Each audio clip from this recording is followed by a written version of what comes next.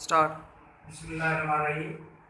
बच्चों, आज हम आपके निसाब का पहला सबक मिर्ज़ा मोहम्मद सईद पढ़ेंगे। मिर्ज़ा मोहम्मद सईद अमूमी तौर पे ये समझा जाता है कि हर मिर्ज़ा मिर्ज़ा गालिब चूँकि मशहूर है तो समझा जाता है कि शायद ये मिर्ज़ा गालिब का जिक्र हो रहा है। उर्दू अदब में ये पहले मैं बता दूँ कि ये मिर्ज़ा जो है ये असल में मीरज़ा लफ्ज़ है। मीरज़ा, मीर कहते हैं काफिले में आगे चलने वाला, लीडर फ्रंट में चलने वाला, काफिले को लेके रास्ता दिखाते हैं, उसे मीर कहते हैं। ज़ा जैसा, तो ये मुगलों की कास्ट है जो अफगानिस्तान से सब कॉन्टिनेंट में आए। तो मिर्ज़ा मोहम्मद सईद जो है ये आपका सबक है। ये सबक आपके निसाब में इसलिए शामिल किया गया है कि मिर्ज़ा मोहम्मद सईद की जो खूबियाँ हैं वो हम भी अपना सकें और अपने हालात को, अपनी ज़िंदगी को बेहतर कर सकते हैं। लेकिन हम बात करते हैं जी कि मिर्ज़ा मोहम्मद सईद के मुसन्निफ़ जो है शाहिद अहमद देलवी है। शाहिद अहमद देलवी 1906 में दिल्ली में पैदा हुए। आपकी सबसे बड़ा तारुफ तो यही है कि आप उनके पहले नावलनिगार नज़ीर अहमद देलवी के पोते थे, मौलवी बशीर अहमद उनके बेटे थे। उन्होंने सबक इसलिए लिखा है ये सबक कि मिर्ज़ा मोहम्मद सईद उनके उस्ताद भी थे। अपने उस्ताद के बारे में उन्होंने हमें बताने की कोशिश की है। ये किताब जो है ये जीना गौरव की किताब है जिससे ये सबक दिया गया है और इसकी सिर्फ जो है खाका निगारी है। खाका निगारी होती है जी कि किसी की ज़ात के बारे में, किसी शख्सियत के बारे में मुख्तलिफ पहलुओं को उजागर करना और उसके बारे में लिखना। मिर्ज़ा मोहम्मद सईद के बारे में शाहिद अहमद देलवी हमें इस सबक में बताते हैं कि मैंने जब सुबह सुबह अखबार पढ़ा तो मुझे मिर्ज़ा मोहम्मद सईद के इंतकाल की खबर मिली। कहते हैं तो मेरा दिल जो है बहुत परेशान हुआ, मेरा दिल धक से रह गया कि एक ऐसा अजीम इंसान जिसने एक गुमनाम जिंदगी गुजारी और गुमनाम ही मौत है। वो कह रहे हैं जी कि इतना बड़ा इंसान जो इतना इल्म वाला इंसान था, उसे दुनिया जानती, लेकिन उसकी की मौत बड़ी गुमनामी में हुई, जिसका मुझे बहुत अफसोस हुआ। उसके बारे में खूबसूरत फिक्रा अगला वो कहते हैं, बहुत खूबसूरत फिक्रा है कि है तो देर ज़बर का ही फर्क, आलिम की मौत आलम की मौत होती है। वो कहते हैं कि मिर्ज़ा मोहम्मद सईद के इंतकाल से एक आलम जो है, एक इल्म जानने वाला जो है, उससे पूरा आलम महरूम हो गया है। आलम यानी दुनिया। वो कैसे? पूरा आलम इसलिए महरूम हो गया कि अभी उनके मरने के बाद जो इल्म का एक सिलसिला था, जो इल्म लोगों को दे रहे थे, जो लोगों को समझा रहे थे, जो लोगों को बता रहे थे, वो सिलसिला उनके इस दुनिया से जाने के बाद ख़त्म हो गया है और उन्हें बहुत ही ज़्यादा अफसोस हुआ। मिर्ज़ा मोहम्मद सईद के बारे में, उनकी ज़ाती ज़िंदगी के बारे में शाहिद अहमद देलवी बताते हैं कि मिर्ज़ा मोहम्मद सईद पैसे के लालच के लिए नहीं लिखते थे, ना ही पैसे के लालच के लिए पढ़ाते थे, बल्कि जब उन्हें कोई पैसे का लालच देता या पैसे की ऑफर करता था, पेशकश करता था, तो वो नाराज़ हो जाते थे। होना तो ये नहीं चाहिए कि दुनियादारी के हिसाब से तो ऐसा नहीं होना चाहिए, लेकिन वो उसकी एक एग्जाम्पल देते हैं जिससे उन्होंने शेख अब्दुल कादिर के साले मकसद में बिला अपनी मर्जी से लिखे और मुफ्त लिखे मज़ामीन, जबकि उन दिनों में बहुत सारे पैसे लोग लेते थे मज़ामीन लिखने के। उनका एक वाक़या बयान करते हैं कि एक दफ़ा दिल्ली में लाहौर से एक पब्लिशर जो है, पब्लिशर बेटा किताबें छापने वाले कहते हैं जो आपकी किताबें छापते, तो एक पब्लिशर जो है वो मेरे पास आए, वो मेरे दोस्त थे। वो मेरे पास इसलिए आए कि आप मेरे साथ चले, मिर्ज़ा मोहम्मद सईद से एक नावल लिखवाना है। मैंने उन्हें कहा कि मिर्ज़ा मोहम्मद सईद जो है कि कभी भी आपका नावल नहीं लिखेंगे, मुझे पता है, लेकिन उन्होंने बहुत इसरार किया पब्लिशर ने और मुझे साथ लेके चले गए। जब हम मिर्ज़ा मोहम्मद सईद के पास पहुँचे तो वो थोड़ा सा समझ गए कि मामला जो शाहिद अहमद देलवी इनके साथ आए हैं ना, ये कोई काम से ही आए हैं। पर उन्होंने पूछा कि खैर से आप तशरीफ लाए हैं, तो पब्लिशर ने कहा जनाब मैं आपसे एक नावल लिखवाना चाहता हूँ, तो मैं आपको उस नावल के 1000 रुपये दूँगा। अभी उस वक्त की बात है जब 1000 रुपये बहुत बड़ी रकम थी। उस वक्त एक नावल जो है, कोई भी नावल निगार है 250 रुपये में लिख देता था। लेकिन मिर्ज़ा साहब ने जब उनकी पूरी बात सुनी, उन्हें ये जवाब दिया कि आप मुझे 5 या 10 हज़ार रुपये भी देंगे तो फिर भी मैं नहीं लिखूँगा, क्योंकि जो काम मैं पहले कर रहा हूँ वो छोड़ के मैं आपका काम कभी भी नहीं कर सकता। तो बच्चों, उस पब्लिशर को जब ये पता चला कि मिर्ज़ा साहब को 5-10 हज़ार लेके भी नहीं लिखेंगे, वो तो खामोशी से वापस चले गए। लेकिन हमें ये पता चलता है कि मिर्ज़ा मोहम्मद सईद पैसों के लिए कोई काम नहीं करते थे, बल्कि उस वक्त काम करते थे जब उनका दिल चाहता था। उसकी एक एग्जाम्पल और भी देते हैं। तो मिर्जा मोहम्मद सईद ने दो नामा लिखे, एक ख्वाबी और एक यास्मीन। जो ख्वाबी है उन्होंने अपने एक स्टूडेंट को शिकायत को दे दिया कि जाओ छुपा लो और इससे पैसे कमा लो। दूसरा ख्वाबी एक पब्लिशर दोस्त को दे दिया, मुफ्त दिया, कोई पैसे नहीं लिए कि ये भी आप छपवा लें। ये वो ज़माना था जब गो के पैसे की कदर बहुत ज़्यादा थी, पैसा लोगों के पास कम होता था। लेकिन मिर्जा मोहम्मद सईद जैसे लोग जिन्हें पैसे से वाकई लालच नहीं था, कोई ज़रूरत नहीं थी, सिर्फ इतना कमाते थे जितना कि ज़िंदगी की ज़रूरियात पूरी हो जाए, इसके अलावा उन्होंने कभी लालच नहीं किया। मिर्जा मोहम्मद सईद का एक और कारनामा भी है, उनकी एक किताब है मज़हब और बातिनियत। मज़हब इस्लाम के बारे में, बातिनियत के हमारा मज़हब हमसे डिमांड क्या करता है, हमसे तकाजा क्या करता है, इसमें उनकी रिसर्च चाहिए।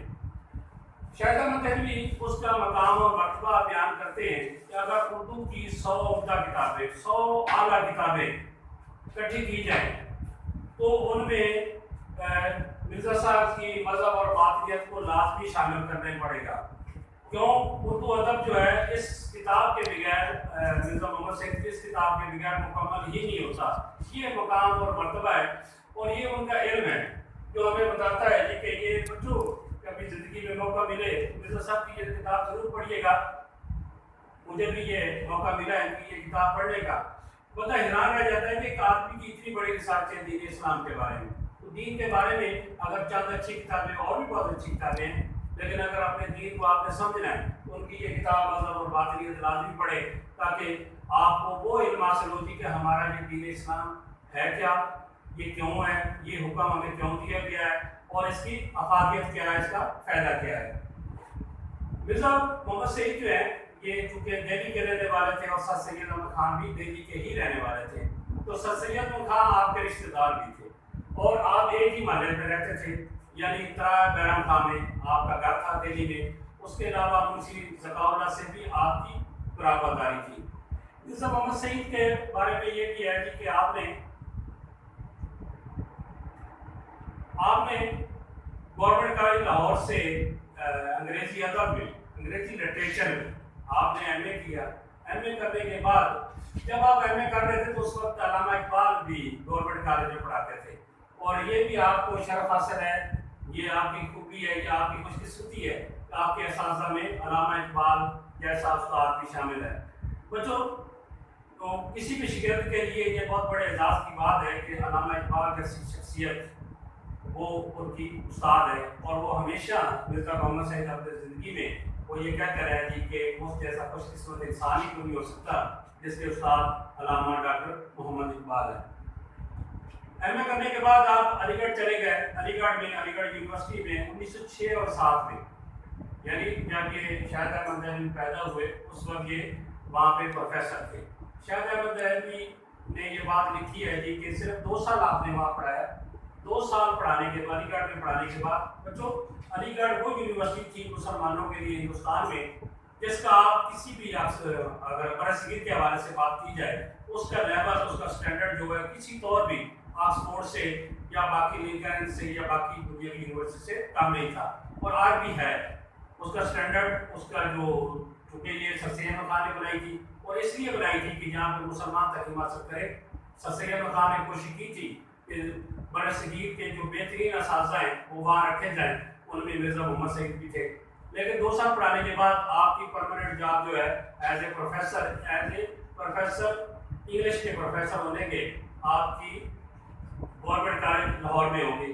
बच्चों, ये बात आपको बताना ज़रूरी है कि गवर्नमेंट कॉलेज में उस वक्त सिर्फ अंग्रेजी प्रोफेसर अंग्रेजी पढ़ाते थे, लेकिन उस दौर में बरसगीर की किसी शख्सियत का, किसी आदमी का, किसी प्रोफेसर का एज ए अंग्रेजी का प्रोफेसर होना बहुत बड़ी बात थी और ये आपकी काबिलियत पे मोहर साबित करती है कि आप इतने काबिल थे कि आप अंग्रेज प्रोफेसरों के साथ पढ़ाते थे। मुताले का आपको बहुत ज़्यादा शौक था। आप दुनिया जहान की किताबें, क्या हिस्ट्री, क्या लिटरेचर, क्या हर चीज़ आप पढ़ते थे। तो लोगों ने पूछा कि मिर्जा साहब आप माशाल्लाह गवर्नमेंट कॉलेज के प्रोफेसर हैं, इंग्लिश के प्रोफेसर हैं, आप इतनी किताबें क्यों पढ़ते हैं?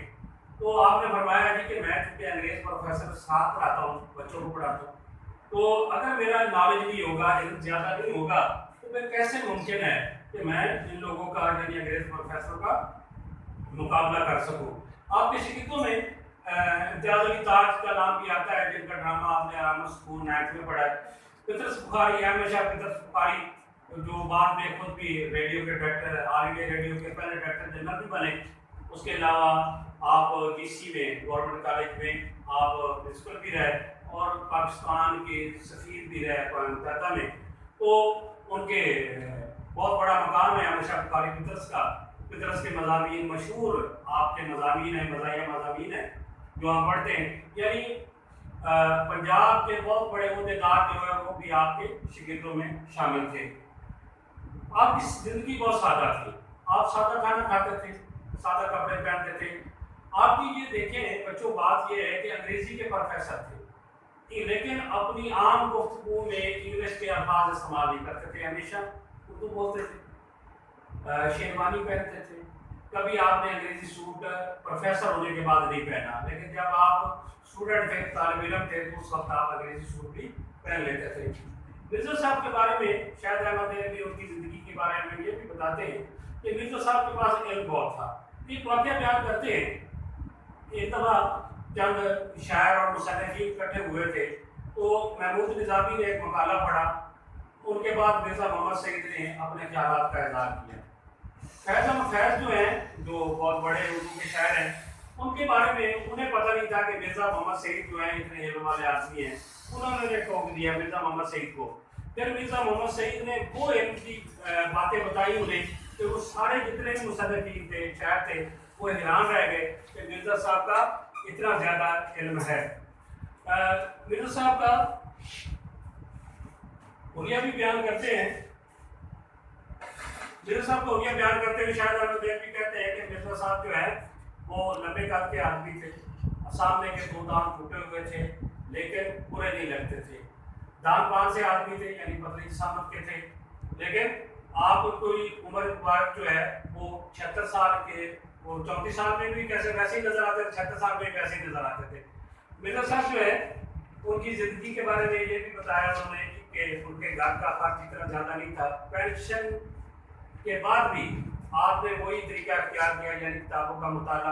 आपकी जो बेगम थी वो भी अदबी ज़ौक़ रखती थी, उन्होंने भी 1-2 नावल लिखे हैं। लेकिन आखिरी उम्र में 40 साल की जब आप उम्र, तो आपके हाथों में राशा हो गया। राशा से मुराद ये है कि आपके हाथ हिलने लगते, जिससे आपको लिखने में बड़ी परेशानी होती थी। तो कुछ आपके शरीर का भी लिख देते थे, कभी आपकी बेगम इस्लाम ने आपकी हेल्प कर दी थी। लेकिन शायद अहमद भी आखिर में हमें बताते हैं कि मिर्ज़ा मोहम्मद सईद इस दुनिया से चले गए। मिर्ज़ा मोहम्मद सईद बहुत सारा इल्म अपने साथ ले गए, लेकिन जो जो उन्हें जानता है दुनिया में, वो सारी उम्र उनकी कमी महसूस भी करेगा। क्यों बच्चों? इसलिए महसूस करेगा कि इल्म वाला आदमी है, जो इंसान को इंसान बनाता है। वो मिर्ज़ा मोहम्मद सईद जैसी हस्तियाँ दुनिया में कम ही होती हैं, और कम ही लोग होते हैं जो लोगों को ये बताते हैं कि ज़िंदगी कैसे गुजारनी है और कामयाब ज़िंदगी कैसे गुजारनी है। ऐसे लोग खुद तो शायद इतने कामयाब नहीं बनते, लेकिन कामयाब लोग ज़रूर बनाते हैं। मिर्ज़ा मोहम्मद सईद भी उन्हीं लोगों में इनका शुमार होता था। मिर्ज़ा साहब का शायद अहमद अली बताते हैं कि ना सिर्फ मैं तो कभी महसूस करूँगा ही करूँगा, लेकिन सारी दुनिया जो भी है फ़लस्तीन में रहता है, जो इल्म का मतराशी है, इल्म हासिल करना चाहता है, वो मिर्ज़ा मोहम्मद सईद की कमी लाजमी महसूस करेगा। और मिर्ज़ा साहब की कमी हमेशा जारी और सारी रहेगी। हमें हमेशा इनकी याद रह के सताएगी, और जब जब इल्म की बात आएगी मिर्ज़ा मोहम्मद सईद हमें याद आएंगे। शुक्रिया।